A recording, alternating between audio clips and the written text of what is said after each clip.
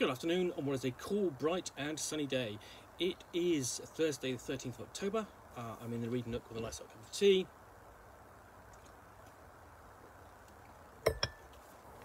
And a parcel to unbox. So, let's get this one open smartly.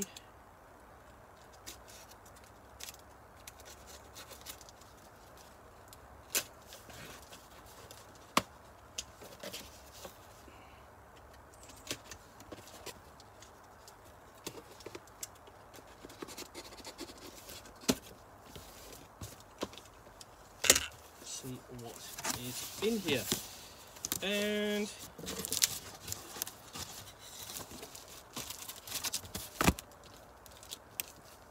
it is this, a copy of Tegel Manor,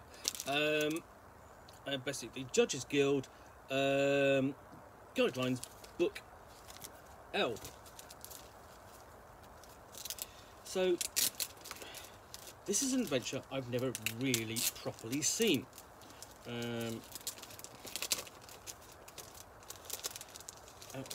But it's one of those legendary adventures along with Dark Tower, Fire, Thieves Citadel, things like that. And this is, well, I don't know, this is arguably the very first haunted house adventure for Dungeons and Dragons. Now, Judges Guild made its name by producing a lot of supporting content for Dungeons and Dragons back in the late 70s. Arguably the first didn't produce the first adventure for it, or certainly wasn't necessarily the first licensee. You're looking at sort of like Palace of the Vampire Queen, that sort of thing, which you can get reprints from Priestley's Intermedia. But this, okay, so Tegel Manor, a great manor fortress on the seacoast, is rumoured to be left over from ancient days when a charm was placed over it, protecting it from most of the ravages of time and human occupation. The hereditary owners, whose family name is Rump, have been amiss in their traditional duty of providing protection for the market village to the west. Some have said that this failing and their bizarre eccentricity have led to their corruption. Many have found the manor an area to be a dangerous place to visit. This charm includes fire resistance to the manor's timbers. So there they anticipate the reflex action of almost every player and his character in exploring a haunted house, with a situation which they can't solve or has confounded them. Let's burn this place down to the ground. No, the charm protects it from fire. So immediately we go into a little bit of background. We go immediately into an outdoor encounters table, and we open up, and inside we've got an outdoor table for at night, and then details of Tegel Manor and Tegel Village and all the people in it, really down to half a page there. You might think that that might be worthy of a full explanation, but it's not here. It's really the base stats. And then we have something called a benevolent character module. This new section will feature short synopses of a wide range of medium-duty characters and monsters possibly sympathetic to the players and their entourages. Of course, the character will be strongly oriented to his own best self-interest. If strongly affronted, you may have a malevolent character module instead. Or if strongly affronted, you may have a... So here we have the Sarunik the Rump, a paladin. So we've got full details of him there and there, and it's almost the problem with sort of like showing you this is it's almost difficult, really difficult, impossible to see what's going on because the text is so dense. Then we have the Rump family tree, this page here, and blimey, it's sort of like so there. They're quite a long family tree, but again, you've got an ancient manor filled with ghosts and so on. perhaps what you need. We have a rampaging rooms. Whether the rooms themselves are rampaging, I don't know. But again, you've got essentially locations and stats for monsters here. So, for example, A10, empty rocking chair rocks, plates fly across the room.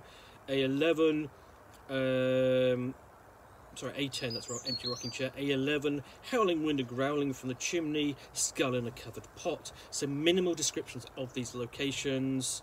And it's pretty much like that all the way through. Really small, dense text. Quite difficult to read. Really difficult to kind of show off. And really nothing kind of stands out because of that appearance. So I'm hoping there's going to be a map in here at some point. Whether or not I picked up something which turns out to be incomplete, I don't know, but I didn't pay very much for it.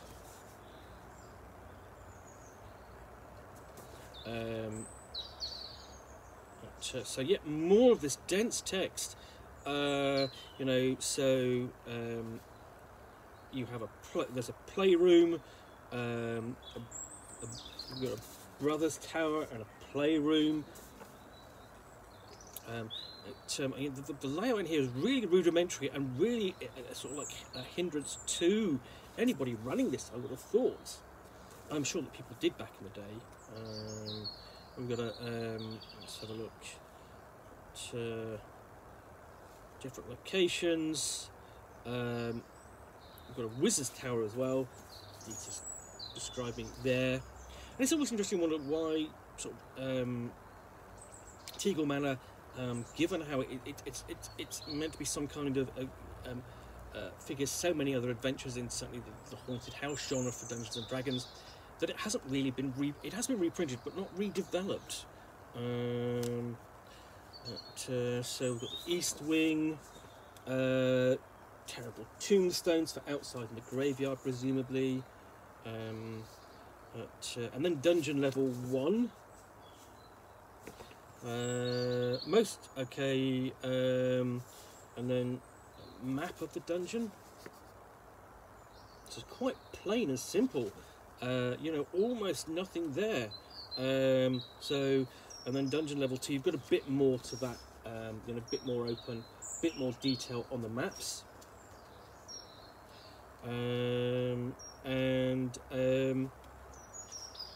Yeah, and then dungeon level 3 and 4. So this didn't come with a map, so I've got to go back to the seller, and that's going to be interesting. Saying, hello, did this come with a map? But it was inexpensive. It's an interesting module, I think, to run. We have on the back, we've got rudimentary resurrection rules there, so player character death, a table of startling statues. Yeah, it's in actually. The problem with it is that there is some water damage. Okay, there to it, but really, beyond that, there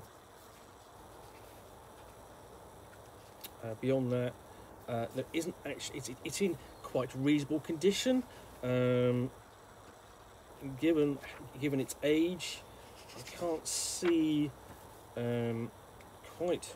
So a little bit of rusting on the staples, but you get that anyway. I'm just trying to see whether there's any idea of when this was actually published. Doesn't give a chance to see if there's a date in here. Just the small writing is just sort of like really tiny.